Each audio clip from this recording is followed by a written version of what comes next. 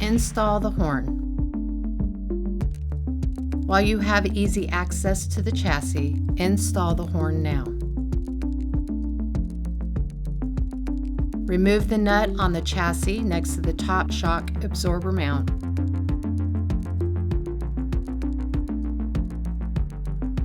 Then install the horn into position and refasten the nut.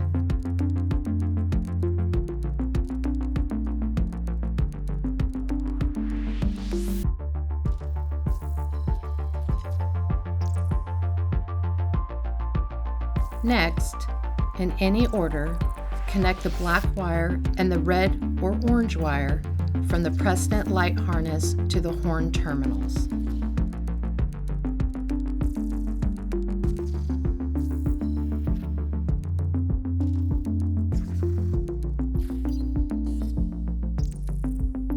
DoubleTake, because looks matter.